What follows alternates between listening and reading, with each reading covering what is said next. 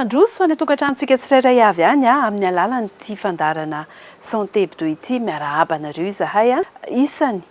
mahazo ny akamaroan'ny vehivavy ny aretina Alzheimer ilay fahavelezany tadidy ny renibe vehivavy no betsaka tratran'izy io araka ny fandiniana nataony manam-pahaizana horesantsika tao anatin'ny fandaharana ny antony sy ny fomba fisehoan'izay le hoe Alzheimer zay fa indridrindrindra ihany koa ny fandraisana an-tanana n'ireo renibe zokiolona moa zany misy ihany koa ny raibe fa tsy ny renibe ihany fa ny akamaroany aloha dia renibe misy ihany koa zany ireo lehilahy izay tratran'ity aretina Alzheimer ty ohatry ny ahoana ny fandraisana an-tanana azy ireo amin'ny ankapobeny fa indridrindrindra ny ankohonana moa zany ny fiarahamonina zay tokony isy azy ireo hitantsika eto amin'ny tapany voalohany fandarana makasika an'izay any amin'ny tapany faharoa fandarana kosa sika dia hiresaka manokana indray momba ireo zaza ny atao hoe zaza aloha dia izay latsaky ny 8-10 taona rehetra fa amin'ny ara-medikaly kosa dia izay latsaky ny 5-10 taona tsy azo hidivirana ny fikirakirana moa zany sy filalaovana an'ireny écran reny amin'ny zaza varindrina manao raharaha sika na misy zavatra mahatanantsika dia omena an'ilay zaza ny telefona ho lalaoviny na alefa ny fahitalavitra dia iny no jereny misy voka-dratsy ho an'ny zaza ny filalaovana amin'ny toitoy ny fijerena amin'ny toitoy an'ireny écran ireny dia izay no resahantsika eto amin'ny tapany faharoan'ny fandarana hidirantsika avy hatrany aloha ilay lohahevitra voalohany izay resahantsika mahakasika ny aretin'ny Alzheimer sy ny renibe. Torosela rehetra mandrafitra ny vatana miasimba arakaraka ny toe-pahasalamana sy ny zavatra iainan'ny olona iray ihany koa ny selan'ny ado folo hatramin'ny 15 taona mialohan'ny sehoan'ny fambara voalohany maladie d'Alzheimer no mety efa misy tsy fahatomombanana eo amin'ny atidoha toy izao ny fanazavana tsotra momba ity maladie d'Alzheimer ity. Maladie d'Alzheimer moa zany dia vokatry ny fahasimban'ny selo amin'ny atidoha zany zay manjary simba iny dia tsy miasa tsony tsy miditra amin'ny tsipiriany be moa zany tsika fa hoe lasa simba zany ny sela dia lasa mifitana mihitsy ary ho atidohan'ileo io zany. Ny vehivavy no betsaka kokoa mitondra ny maladie d'Alzheimer raha oharina amin'ny lehilahy. 10 isan-jatony dia manakanaka le izy tena vitsy dia vitsy raha zay mitranga dia manomboka loloha le izy any amin'ny 50 taona no any zany dia efa manombonomboka le izy fa ny ambony zay zany 5 amin'ny 10 isan-jato zany amin'ny ankapobeny amin'ireo zay olona vony zany dia zavatra voazy taty aoriana no ireo antony zavatra maro. Tsy voatery isy fambara ivelan'ny miseho hatrany amin'ny maladie d'Alzheimer toy izao ny fivoaran'ny aretina amin'ny ankapobeny. Atao hoe stade asymptomatique zany hoe tsisy fambara mihitsy le izy fa amin'izay fotoan'izay zany rehefa misy analyse atao aminy vita hoe ay efa misy an'izay ao anatin'ilay olona dia ny faharoa lafa tsy mitadidy mivery tadidy ny zavatra madinidinika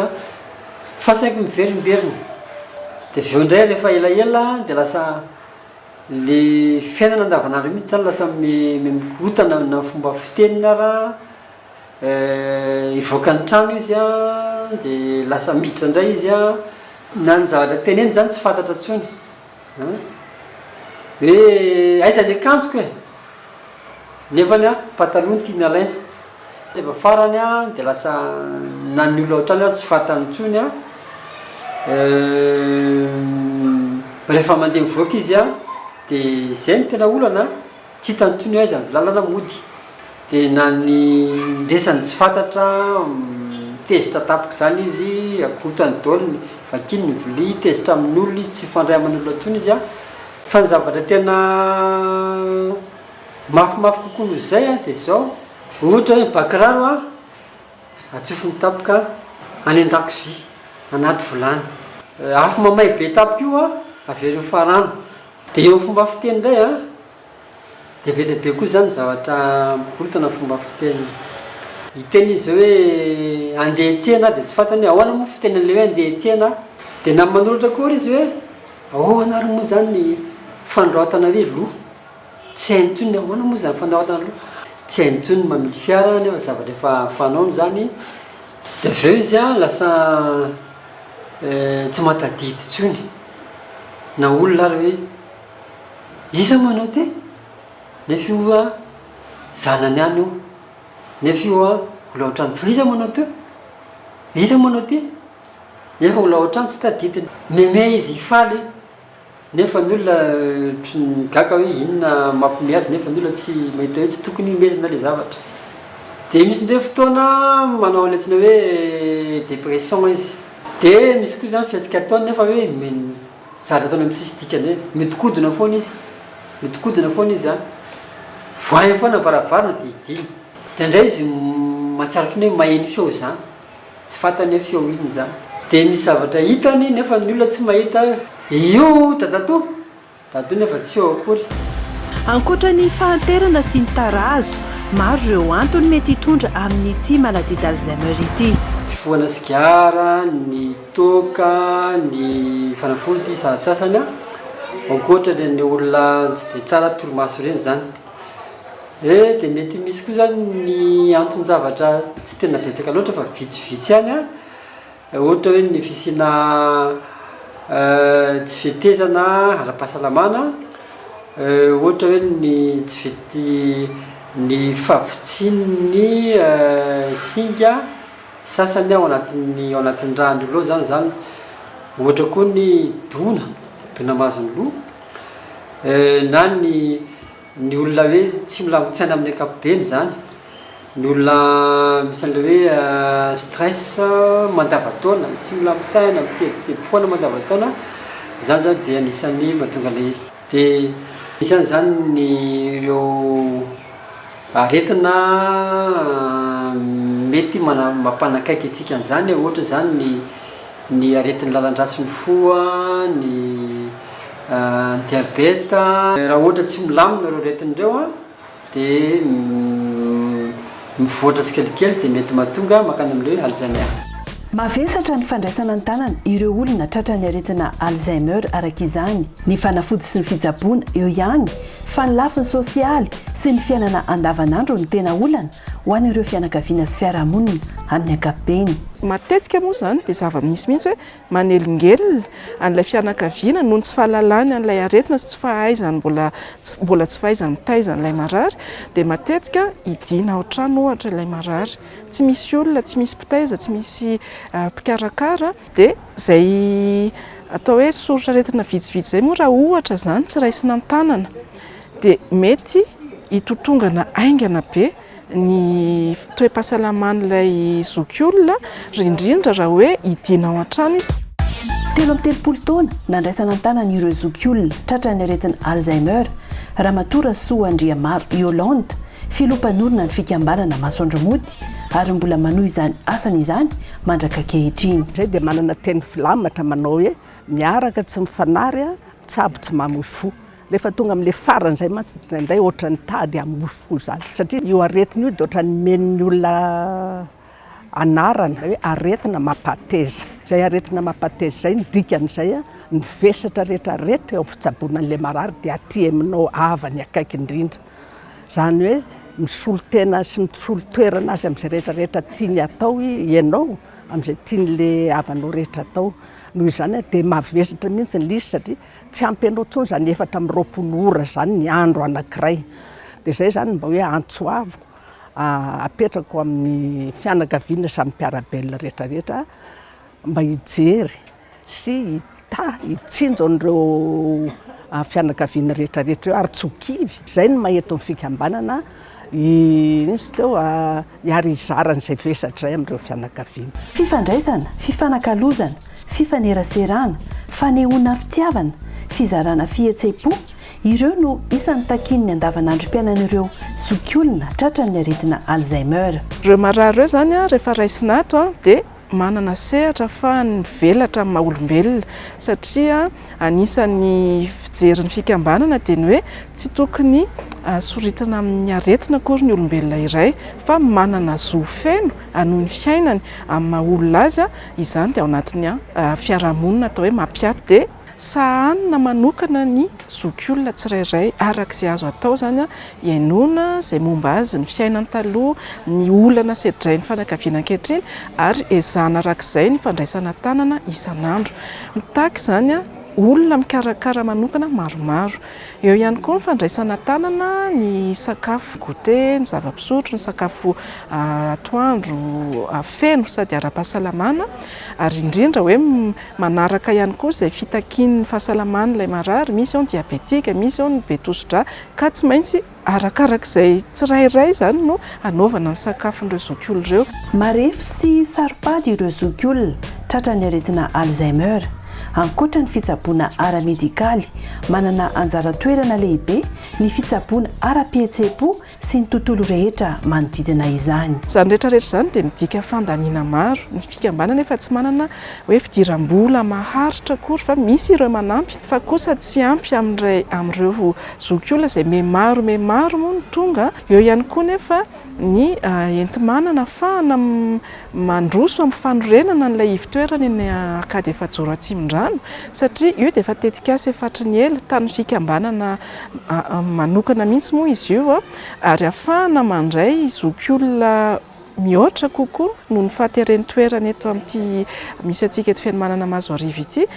dia anisan'ny tetikasa tena goavana sy maika indrindra zany izay eny akady efajoro izay mba ahafahana manampy fianakaviana maro kokoa. Tsy ireo marary ny Alzheimer ihany no raisiny eto amin'ny fikambanana Masoandro Mody fa ireo zokiolona rehetra na marary na tomady fa mitady izay fahatoniana izay dia afaka manatona avokoa. Dia tsy matahotra koa raha vao hoe very tadidy satria matetika moa dia ohatrany atao hoe aretin'ny tsy fitadidiana ny aretina Alzheimer. Tsy hoe izay voan'ny tsy fitadidiana rehetra akory dia voatery hoe aretina Alzheimer fa kosa raha tsapa fa verimberina matetika ary maharitra indrindra fa raha miaraka amin'ny fambara hafa toy ny hoe tsy mahatadidy ny lalana iverenana ny an-tranontsony mametraka entana any amin'ny toerana tsy tandrify ohatra na koa hoe manomboka misitaka amin'ny fiainam-piarahamonina hoe lasa mitoka-monina zany fa tsy dia tia mifanerasera loatra amin'ny hafa intsony dia izany fitambarany rehetra zany no mila dinihana fa averiko ihany hoe ao anatin'ny fotoana maharitraritra fa tsy hoe vao misy an'izay indray mandeha akory dia rehefa mitranga izay mila manantona dokotera mpitsabo tena misehatra ao amin'ny fikarakarana fahasalaman'ny saina sy ny ati-doha. Aretin'ireo zokiolona manodidina ny 70 hatramin'ny 80 taona no nahafantarana ny Alzheimer hatramin'izay. Tany Kanada efa nisy tanora 3 taona tratran'ity aretina ity raha 7 taona ny tanora indrindra teto amin'ny fikambanana Masoandro Mody. Midika izany fa mety azo ny olona rehetra ny aretina Alzheimer ka tokony ahamailo hatrany. Zava-dehibe ny fifaneraserana aman'olona ho an'ireo zokiolona ireo araka ny fanadihadiana hitantsika teo ankoatra ny fahasalamana zany ara-batana dia tena ilain'zareo izay hoe mifanerasera aman'olona izay. Izay no ampirisihana antsika ho an'izay manana zokiolona moa zany apetraka amin'ny toerana sahala amin'ireny hoe vangina matetika tsy diana matetika izy ireo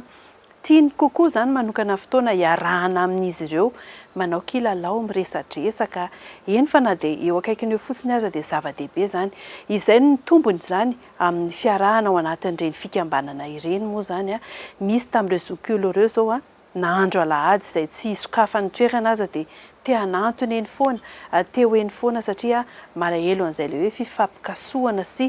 fifaneraserana aman'olona izay. Izay ny amin'iny fa hivadika amin'ilay lohevitra faharoa resaka ny renibe sy ny zokiolona sika teo dia ny zaza indray no resahantsika manokana ato anatin'ity fanadihadiana faharoa ity. Adiny iray isan'andro ihany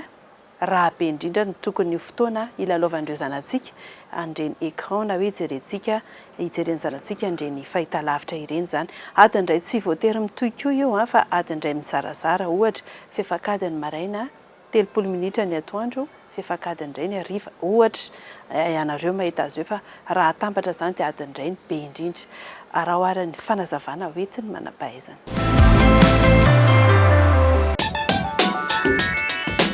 Tsy azo hidivirana ny fampiasana ny teknôlôjia nomerika amin'izao vanim-potoana iainana izao. Mikirakira finday, mijery fahitalavitra, mampiasa ordinatera samy misy efitra na écran avokoa. Miatraika amin'ny vatana amin'ny toe-pahasalamana indrindra eo amin'ireo ankizy anefa ny fijerenany écran matetika loatra. toy izao manaraka izao no mety hitranga. Ny fijanonany ela loatra eo amin'ny écran dia misy fiatraikany amin'ny maso sy ny fahitana. Izany hoe mety ho reraka loatra na mety ho simba ny fahitana. Vokatry ny hazavana izay miantefy eo amin'ny mason'ny zazakely ary miditra any anatin'ny atidoha dia mety hitondra fikorontanana eo amin'ny torimaso. Fikorontanan'ny torimaso io mitondra harerahana ho an'ny vatan'ny zazakely mandritra ny tontolo andro. Dia vokatr'izay harerahana izay indray koa dia mitondra fikorontanana amin'ny zavatra rehetra izay ataon'ilay zaza mandritra ny tontolo andro. Tafiditra ao anatin'izany ny fidinan'ny faripahaizana, fidinan'ny fitadidiana ary ny tsy fahaizana rehefa ny ampianarana. Manaraka an'izay ny fivezivezen'ny sary aingana loatra eo amin'ny écran dia mahatonga stimulation na hetsika aingana loatra ao anatin'ny atidohan'ny zaza ka mampatonga agitation na fipelipelehana loatra ary mampatonga irritabilité izany hoe lasa kizitina ilay zaza. Mampiana ny fifandraisana mivantana amin'ny manodidina ihany koa ny fijanonan'ny zaza ela loatra eo amin'ny écran ka mahatonga azy amorona tontolo tsy araka ny tokony ho izy. Zaza matetika rehefa mijanona ela eo amin'ny écran ka esorina eo izy dia mitondra fahakizitinana be na fahatezerana be izay. Mety hisy fiatraikany amin'ny fiovan'ny toetran'ilay zazakely izay izany hoe mampatonga azy lasa hyper excitable na tena diso taitaitra be loatra na diso pelipelika be loatra. Manarak'izay ny fipetrahana ela loatra eo alohan'ny écran dia mampiena ny fihetsiketsehan'ny zazakely izany hoe mampiena ny activité tokony ataony dia misy risque ahatonga azy any amin'ilay hoe sédentarité. Mety hifangaro amin'ny toe-java-mitranga amin'ny andavanandro ny ankizy ireo ny tantosain'ireo. Raviana ary no ilaina ny manatona mpitsabo manokana ny zaza na pédiatre manoloana izany. Raha ohatra hita fa tena mitotongana be ny faripahaizan'ilay zaza any ampianarana,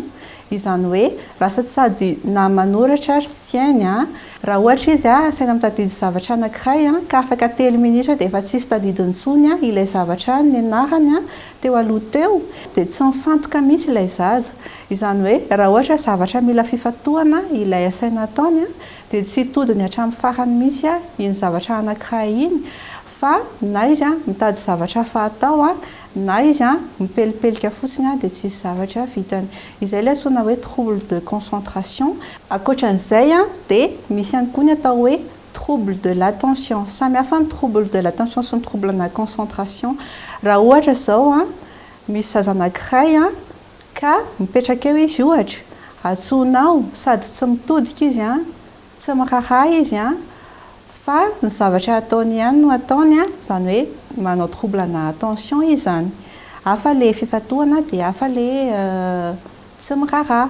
Dia manarak'izay misy zaza tena simba tanteraka ny fitadidiana. Tsy mahavita mitadidy lesona izy tsy mahavita mitadidy izay zavatra ampianarina azy. Raha ohatra zany izy asaina manao kazy ohatra na asaina manao zavatra hafa dia tsy tafavoakany mihitsy le izy. Dia ity zavatra anankiray ity tena faran'izay matetika mitranga ary tena betsaka mihitsy amin'izao fotoana izao dia ny fikorontanany fitenenana na ny trouble du langage. Izany hoe lasa manana fahasarotana ilay zaza amin'ny fahaizana miteny. Matetika hita dia na ilay zaza tena tsy mahay miteny mihitsy, tsy mahay manonona teny singa teny izany hoe mot, na ihany koa izy miteny fa zavatra mikorontandrotana be fotsiny no lazainy na zavatra tonga dia lavalava be tsisy dikany. Ireny zavatra ireny dia efa anisan'ny hamantarana fa efa mila fandraisana tanàna manokana ilay zaza fa tsy tokony avela amin'izao. Mazava araka izany fa ho lasa aretina mitoetra ireo tranga ireo raha mitohy sy tsy misy fandraisana ny tanana ara-potoana. Ohatra hoe ny fikorontanana eo amin'ny fianarana dia tena mety ho potika tanteraka ohatra ny hoavin'ilay zaza satria tsy ahavita mianatra tsara intsony izy. Raha ohatra hoe ny fifandraisana aman'olona dia lasa mety lasa olona hafahafa tsy mifandray amin'ny manodidina izy mihidy tanteraka misy fikorontanana ara-tsaina izay tsy mety amin'ny fiarahamonina. Ankoatran'izay ihany koa misy ilay hoe sédentarité raha ohatra tsy ampy mihitsy ny activité ataon'ilay zaza fa mipetraka lava foana tsy manao zavatra mihetsiketsiky zany a dia mety misy risque amin'ny aretina métabolique isan-karazany ny fahadavezana be loatra ny aretin'ny fosiny lalan-dra izay efa manomboka mibetsaka amin'izao fotoana izao. Ny aretin'ny maso moa dia efa voalazantsika teo ihany koa izay mety simba mihitsy ny fahitana ka mety ilana fitsaboana sarosarotra kokoa izay vao sitrana ilay complication zany. Sarotra ny fandraisana tanana tena ela ary mitondra fijaliana ho an'ireo zaza ireo vokadratsiny écran ireo. Noho izany dia mila fandanjalanjana tsara ny fampiasana azy. Inona ary ny zavatra tokony atao raha ohatra sendra mitrangy ireo famantarana ireo? Ny atao voalohany dia tsara raha manantona mpitsabo zaza na pédiatre dia misy fandraisana tanana isan-karazany izay azo atao na amin'ny fikorontanan-tsaina zany izay mety ho azo saboana amin'ny alalan'ny fandraisana tanana ara-tsaina na psychothérapie isan-karazany. Mety ihany koa fiarah-miasa amina spécialiste marobe izay mitsabo amin'ny fahataran'ny fitenenana na ihany koa ny tsy fahaizana manao zavatra, tsy fahaizana mifantoka, ny tsy firarahina ny manodidina sy ny fanamboarana ny fiarahamonina misy an'ilay zaza. Ny mpitsabo zaza zany no tsara atonina mialoha dia izy no manampy anao amin'ny fikarakarana ilay zaza. Marihana fa tsy tokony hijery na hikitika ny efitra na écran mihitsy ny zaza raha mbola latsaky ny 2 taona. Ho an'ny ankizy 2 hatramin'ny 5 taona, ora iray isan'andro miaraka amin'ny fanaraha-mason'ny ray aman-dreny no antonina. Raha ankizy 9 hatramin'ny 12 taona, ora iray hatramin'ny ora 2 isan'andro ihany ary fotoaty na contenu mahasoa no tokony hojereny. Ireto ary misy torohevitra afaka atao anoloana na ampihenana ny fotoana tiany zaza hijerena ny écran. Omanina ny kilalao hafa izay holalaovan'ilay zaza rehefa avy miala eo amin'ilay écran izy. Ary mila accompagnena ilay zaza, zany hoe tsy avela irery izy fa mila miaraka aminy eo ny mpitay zaza na ny ray aman-dreny miara-manao ilay kilalao aminy sy mampiresaka azy. Dia ankoatran'izay ihany koa mila ampahafantarina ny zaza zany satria ny zaza na dia zaza ary any dia mahafantatra tsara izy ary mahazo tsara rehefa resahana. Ka ampahafantarina azy tsara hoe tsy tsara ny fijanonana ela loatra eo amin'ny écran io fa tsy maintsy asiana fetrany ny fijanonana eo. Dia mila fantany zany izay. Dia ampiomanina izy rehefa manomboka mikirakira eo hoe afaka kelikely dia tsy maintsy hoe sorona eo ianao. Ankoatran'izay dia afaka asiana ihany koa ao an-tokantrano efitra raina maromaro izay tsisy écran mihitsy na fahitalavitra na ordinateur na téléphone fa tonga dia activité tsotra fotsiny natao. Dia tsara atao matetika ireo activité natao ho an'ny zaza izay tsy numérique. Ohatra hoe ny famakiam-boky, ny kilalao tena kilalao zany, ny fiarahana mandeha amina toerana fialamboly miaraka amin'ny ray aman-dreny ohatra hoe rehefa weekend